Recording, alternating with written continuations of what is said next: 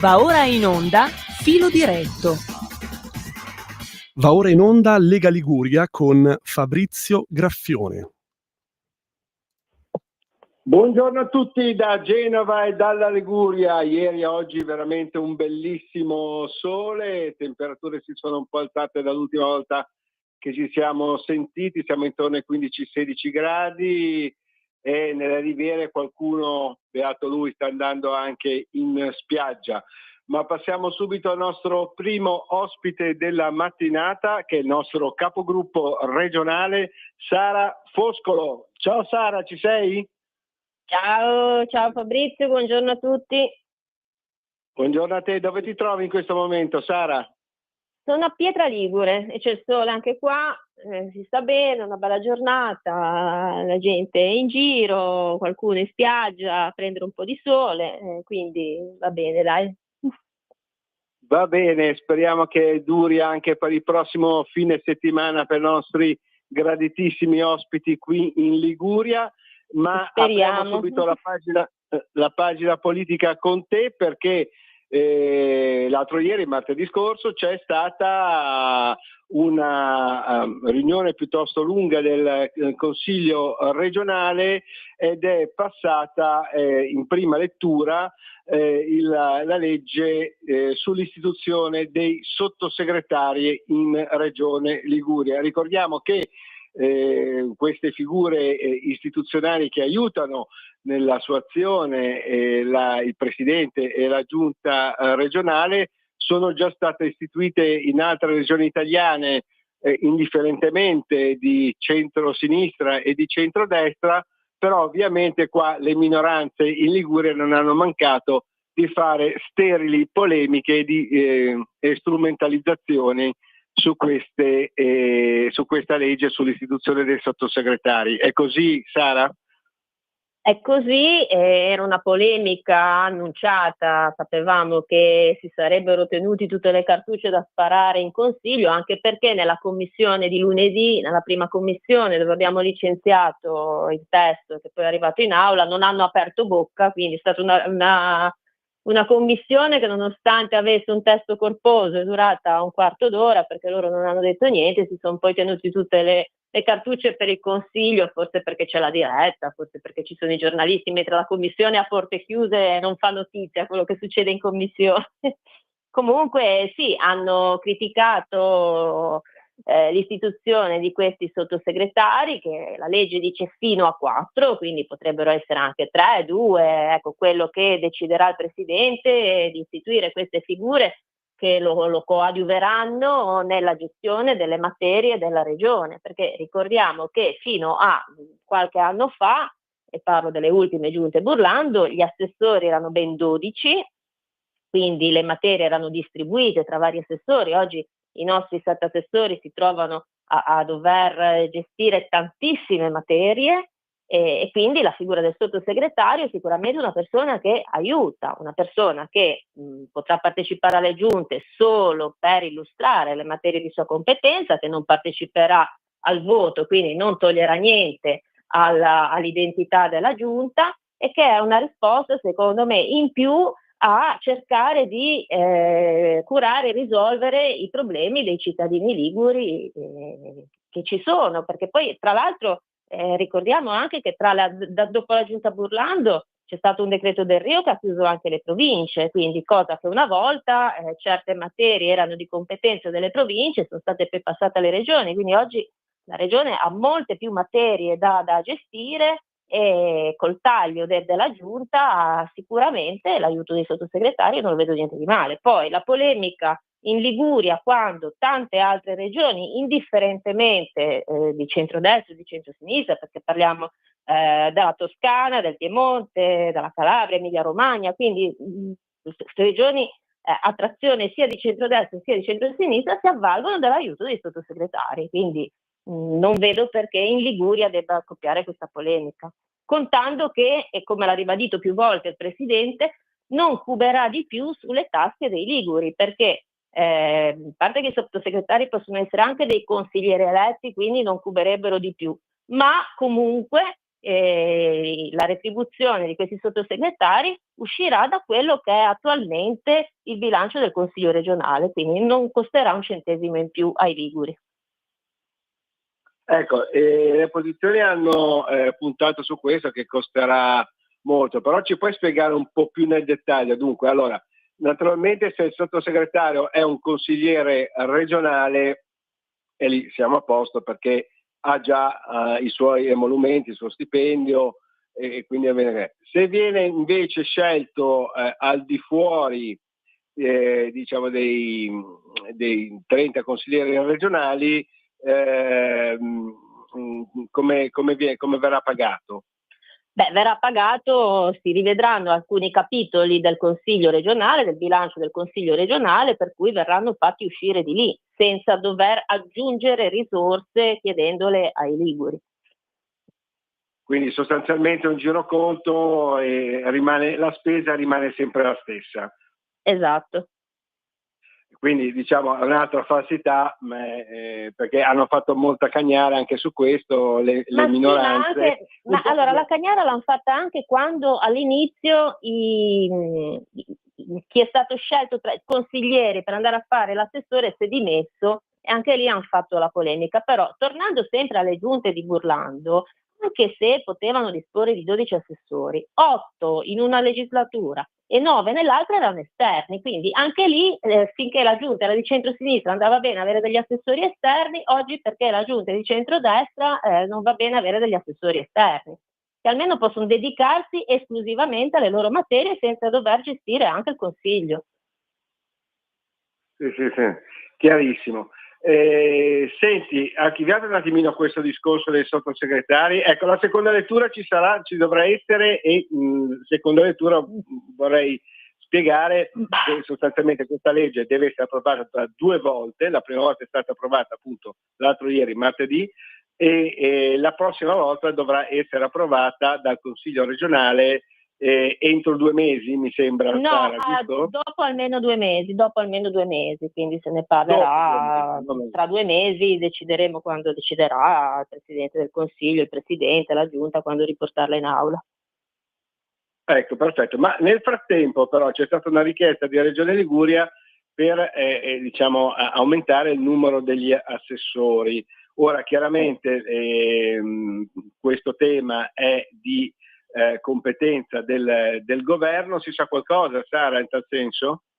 Per il momento no, le notizie che ho è che in questo momento è ferma, c'è questa richiesta che non è soltanto di Regione Liguria, di aumentare il numero degli assessori. Altra cosa che ha precisato il Presidente è che se ci aumentano il numero degli assessori, se ci danno 2 assessori in più, allora non è più necessario avere 4 sottosegretari. Ecco, quindi si valuterà quando passerà questo decreto che darà la possibilità ai presidenti di regione di scegliersi 2 nuovi assessori. Ecco, sì, quindi diciamo non ci sarà una sovrapposizione. Il referendum, contiamo che il referendum che annunciano le minoranze che faranno contro questa legge costerà comunque, quello sì, ai liguri 4 milioni di euro, 4 milioni e mezzo mi sembra, quindi non è che anche un referendum è a costo zero. Sì. Quindi la sinistra voleva togliere un po' di soldi ai liguri, mentre il centrodestra al momento, diciamo, con questo gioco di giroconti non toglierebbe assolutamente nulla con i sottosegretari, e in attesa intanto di vedere come andrà la situazione per quanto riguarda i nuovi assessori, la decisione dal governo nazionale. Senti, io volevo un po' cambiare pagina, visto che tu sei una donna, volevo un attimino anticipare l'8 marzo, festa della donna. Anche in Liguria ci sono tantissime iniziative, da Genova, da Savonese, dove abiti tu, dall'Imperiese, dallo Spezzino. Ecco, volevo chiederti un po' una riflessione, ovviamente da leghista, ma soprattutto da donna. Tu senti discriminazione, insomma, si parla di patriarcato, la sinistra soprattutto parla di patriarcato, senti che qua almeno in Liguria le donne siano rimaste indietro, o sono relegate indietro, sono costrette a stare indietro, oppure le cose sono migliorate in questi anni? Ma sicuramente negli anni le cose sono migliorate, le donne oggi anche, parlo dalla politica di cui faccio parte io, ma parlo anche delle aziende, oggi ci sono donne a posti di comando, ci sono donne in ruoli apicali, cosa che magari una volta non succedeva. Resta comunque, c'è stato credo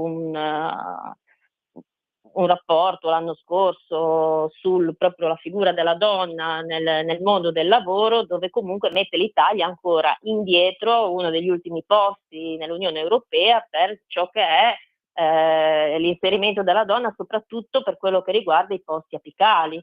E quindi il lavoro sicuramente è ancora da fare, è stato fatto. Questa settimana si ricorre la festa, l'8 marzo, la festa della donna, ci sono tante iniziative anche contro la violenza di genere. Quello che io dico sempre, non è che dobbiamo ricordarci soltanto a marzo o a novembre quando ricorre la giornata sulla violenza alle donne, è un tema che dovrebbe essere trattato tutto l'anno per cercare anche di adeguare l'Italia a quelli che sono i target europei. Quindi anch'io parteciperò ad alcuni eventi sicuramente dove si tratteranno questi argomenti, ma il lavoro da fare purtroppo è ancora tanto. E vanno di pari passo la violenza e l'emancipazione della donna, perché spesso anche nei casi di violenza domestica la donna non denuncia e rimane in casa perché magari non ha un lavoro e una vita che gli può permettere di essere indipendente e di farsi la valigia e andarsene e uscire da queste situazioni. Sì, quindi prima di tutto il lavoro e l'indipendenza, oltre ovviamente al rispetto per tutte le donne. Allora ti ringraziamo, ti auguriamo buona giornata e buon lavoro. Ciao Sara. Grazie, buona giornata anche a voi, ciao a tutti. Grazie ancora al nostro capogruppo regionale Sara Foscolo e passiamo subito al nostro secondo ospite della mattinata, che ovviamente ancora una volta una donna, che è il nostro assessore comunale di Genova, Marta Brusoni. Sentiamo se Marta è già in linea, so che era molto impegnata Buongiorno a stamattina. tutti. Ciao Marta, ci sei? Ci sono, presente, mi sentite? Buongiorno, ti sentiamo forte e chiaro. Senti, Perfetto. eri impegnata in giunta comunale, che cosa avete deciso, di che cosa avete discusso stamattina a Palazzo Tursi? Addirittura non siamo a Palazzo Tursi, siamo in mezzo alla gente, tra le persone, quindi abbiamo dedicato una parte della seduta naturalmente alle nostre delibere di giunta. E adesso invece stiamo ricevendo e i vari comitati e i singoli cittadini presso una meravigliosa biblioteca comunale qui a Sestri Ponente, in modo tale che stiamo così cercando di ascoltare tutte le richieste dei cittadini e dare delle risposte puntuali e in diretta. Quindi naturalmente stiamo parlando di argomenti assolutamente importanti, molto diversi tra di loro, cioè da la Fincantieri, gli operai di Fincantieri, al commercio, alla cultura, alla sicurezza. Insomma, siamo pronti a rispondere a tutte le domande dei cittadini mettendoci la faccia come al solito e lavorare sul territorio. Perché Pietro Picciocchi, che è vice sindaco, attuale sindaco facente funzione del comune di Genova, nonché candidato per il centrodestra alle prossime elezioni di primavera amministrative qui nel capoluogo ligure, ha istituito queste giunte itineranti che vanno un po' su tutto il territorio, perché Genova è stretta, no? Tra mare e i monti, le colline, quindi però è molto lunga, sono circa 30 chilometri, oltre 30 chilometri, poi ci sono le vallate, insomma, quindi mi sembra che sia un'ottima idea quella di stare vicino al territorio, di fare le giunte quartiere per quartiere. Marta. È un'ottima idea, perché praticamente Genova è formata da tante piccole città, appunto si estende in un territorio, Genova, che indubbiamente, diciamo così, in termini molto semplici è lungo, e naturalmente ogni realtà poi ha esigenze anche molto diverse, e quindi indubbiamente tu prima dicevi Seta Tursi. Tursi è collocato proprio al centro di Genova, e quello che vogliamo indubbiamente invece dimostrare è che noi non è che ci occupiamo del centro di Genova, ma noi ci occupiamo dell'intera città, da ponente a levante. Quindi con queste giunte abbiamo l'opportunità di essere sul territorio, ma di esserlo tutti insieme. Normalmente il nostro lavoro poi, in base alle nostre deleghe, è anche quello di incontrare le varie persone singolarmente.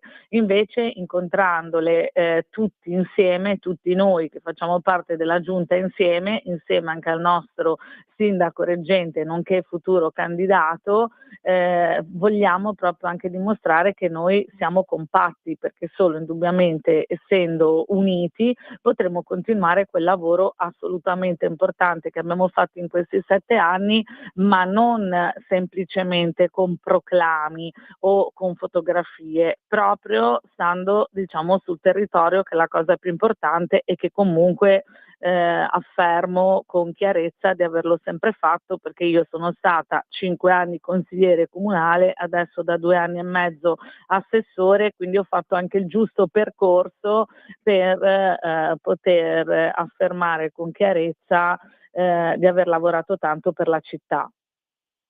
Ecco, senti, il tema l'ha introdotto te, e prossima primavera elezioni comunali qui a Genova. Insomma, la candidata del centro-sinistra, che mi sembra un po' un'accozzaglia di persone che si sono riunite, diciamolo pure, per accaparrarsi delle poltrone, perché praticamente la candidata del centro-sinistra vive, lavora a Roma, anche se è genovese, è nata qui, eccetera.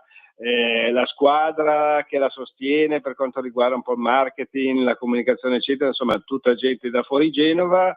I partiti che la sostengono, mi sembra che ci siano già delle vistose discrepanze. Penso ai 5 Stelle, per esempio sulla Gronda di Genova i 5 Stelle non sono favorevoli, il PD di fatto non lo era anni fa, o diceva di essere, ma di fatto non è mai stato. Il cantiere ora c'è ed è favorevole al momento il PD, ma ci sono tantissime altre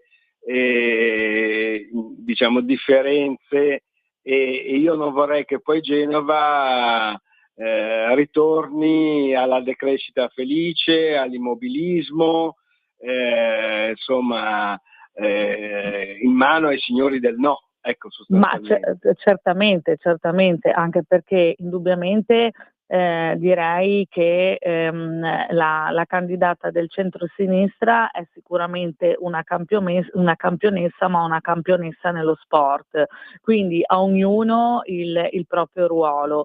Sicuramente una bella presenza, una bella donna, ma che deve essere una campionessa nel ruolo che gli compete. Quindi indubbiamente è una donna che si vede che è stata preparata a recitare, diciamo così, un copione, che devo dire che adesso sa anche recitarlo bene, però indubbiamente basta poi fare 2 o 3 domande un pochino più nel dettaglio, e lei non ha studiato la lezione e quindi non sa replicare.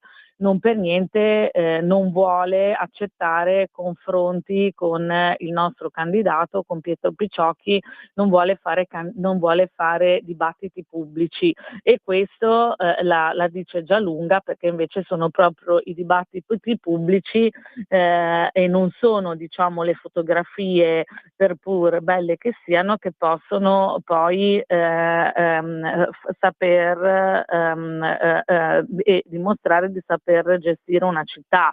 Quindi io penso che e spero che i cittadini indubbiamente si accorgano, diciamo, di questo. Non lo dico solo io, ma è qualcosa decisamente, sai, di palese. Quindi magari una bella persona, poi da donna lo posso dire, una bella donna, però indubbiamente non basta per poter fare il sindaco di Genova, e indubbiamente poi se poi lei riporta poi le decisioni politiche dei vari partiti di opposizione, che hanno tutte idee contrastanti tra di loro, sarà un vero e proprio disastro. Quindi spero che i cittadini lo capiscono, che per fare il sindaco bisogna assolutamente invece avere la consapevolezza e conoscere perfettamente la materia, come sa fare il nostro candidato sindaco, e poi come naturalmente sappiamo fare noi che siamo il suo staff e siamo i suoi assessori. Noi conosciamo perfettamente la materia.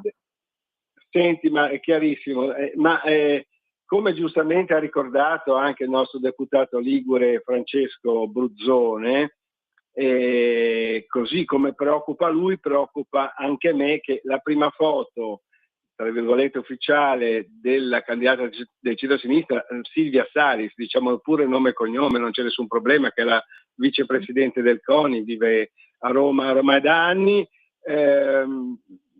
La prima fotografia è stata fatta con i leader di AVS e il leader di Sinistra Italiana. Ecco, proprio a rimarcare che Genova è di sinistra, della sinistra più radicale, e insomma qua poi si andrà senz'altro a uno scontro anche amministrativo, non soltanto politico-istituzionale, con il centrodestra nella regione Liguria, con il centrodestra al